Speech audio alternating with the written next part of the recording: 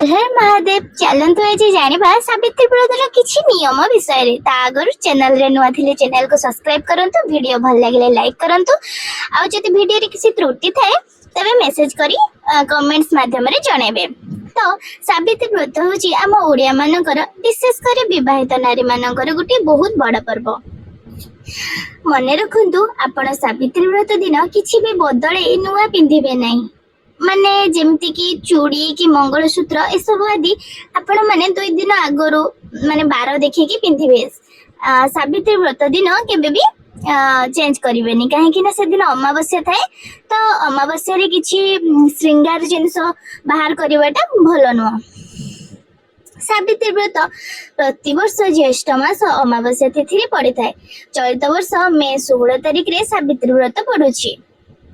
आपण माने हलदिया रंगर व्रत बा आपण जदि चाहिबे लाली रंगर भी व्रत पूजा करि परिबे। पूजा आपण माने घरे करि परिबे बा नारायण मंदिर रे करि परिबे, शिव मंदिर रे मध्य करि परिबे किंबा सावित्री मांकर मंदिर रे मध्य आपण माने करि परिबे। आ अनेक जन कोन करंती ना बट गछ जो थाए तांग मूल रे मध्य सावित्री मां को आराधना करी पूजा करंती, सेटा मध्य आपण माने करि परिबे। जे माने ए वर्ष प्रथम थरे नुआ करी कि सावित्री व्रत करिवे से माने ब्राह्मणों को द्वारा घरे पूजा करंतु, बहुत भल एवं मंगल होई थाए। जेहेतु एटा फर्स्ट टाइम आपण माने करूचंती तो प्रथम थर ब्राह्मणों को डाकी कि घरे करिबा उचित, ता परठु आपण निजे करि परिबे। जे माने छुतक बा मृतक असौच पालुचंती से माने जमा भी पूजा करिवे नहीं, कारण आपणक शरीर अशुद्ध होई थाए। जदि आपणकर ऋतुस्राव होईची ताहाले आपण पूजा करि परिबेनी। जदि आपणकर 5 दिन होई थाए तबे पूजा करि परिबे, भोग पाई परिबे एवं सब साड़ी चूड़ी आदि मध्य पिंधि परिबे। एही दिन पर निंदा पर चर्चा करिवे नहीं एवं अन्यर चुगली आदि करिवे नहीं। एहा सहित दिन रे शयन करिबा मध्य उचित नुह। गर्भवती महिला माने पूजा करि परिबे किंतु उपवास रहिबे नहीं। पूजा जल्दी माने शीघ्र पूजा सारी फल मूल आहार करि परिबे, खाली पेट रे जमा भी रहिबे नहीं, नचेत छुआ और मार शरीर उपरे खराब प्रभाव पड़ी थाए। तेणु आपण उपवास न रही फल मूल सागु ए सब खाई परिबे। जो महिला मानक शरीर असुस्थ अछि, जेमिति कि समाने किछि शारीरिक पीड़ा रे अछंती, समाने सात्विक खाद्य ग्रहण करि परिबे, जेपरि कि पणा सागु ता सहित फल मूल आहार मध्य करि परिबे कि फ्रूट्स जूस भी करिकि पी परिबे, किंतु माने रुसे हेतिबा खाद्य को खाइबेनी। सावित्री व्रत दिन आपण दिन सारा व्रत माने जो सूता टाइम को आपण हाथ रे पिंधि परिबे, ता पर दिन कोन करिवे ताकू पानी रे विसर्जन करि परिबे। नहले आपण जदि चाहुचंती पिंधिबा पई पिंधिले भी किछि आपत्ति नाही, किंतु जेबे भी आमिष भोजन करूचंती ताकू बाहर कर देबे। एही दिन काहाकू कटु कथा किंबा खराब कथा कहतु नहीं।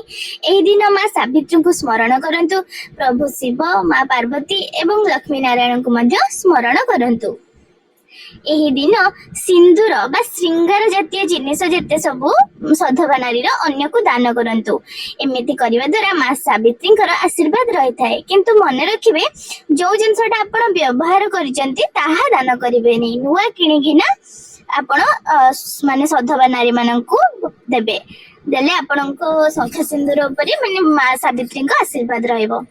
व्रत आपण पूरा निष्ठार सहित एवं खुशी मन रे पालन करंतु, एहा स्वामीक पई बहुत मंगल होई थाए।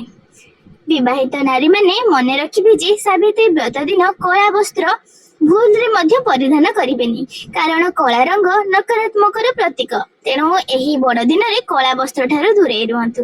सबुठारू भल आपण जदि लाली गोलापी किंबा हळदिया वस्त्र परिधान करिवे। सावित्री व्रत को 3 दिन धरे निष्ठार सहित पालन करिबा कथा। सावित्री व्रत पूर्व दिन व्रत आरंभ करी सावित्री व्रत पर दिन पर्यंत पालन करा जाए।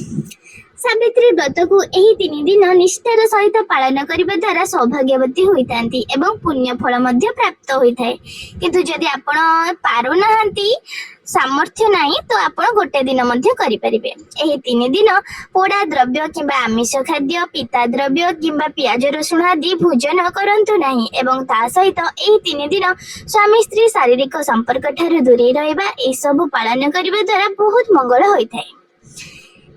दिन निज गृह मिठा जिनिस किछि प्रस्तुत करंतु एवं ठाकुरंक पाखरे निहाती भाबरे भोग लगांतु।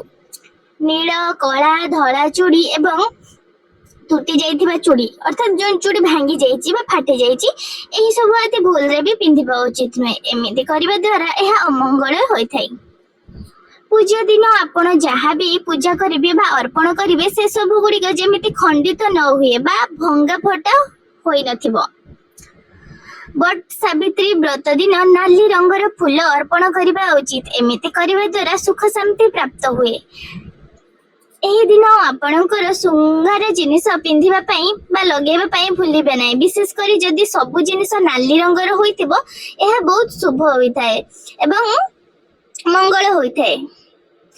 पूजा आपण सब प्रकार भोग फल लगेकी करि परिबे। जदि सब प्रकार नाही ताहाले आपण 5 प्रकार फल रे मध्य पूजा करि परिबे। सावित्री व्रत निज स्वामी को पैसा रे करिबा बहुत भल होइथाय। बापा मां को कष्ट दे ए सब जिनिस आनंतु नाही। जदि आपण निज बाप घर भार आनिकी सावित्री व्रत करती तो स्त्री वैधव्य जंत्रणा भोगिबा एवं स्वामी अल्प आयु हेबे। एहा श्रीमद् भागवत रे लिखा अछि। तेणु बाप घर न आनी आपण निज स्वामी को सामर्थ्य अनुसार जेतिकी संभव माने पाउचंती सेतिकी करंतु।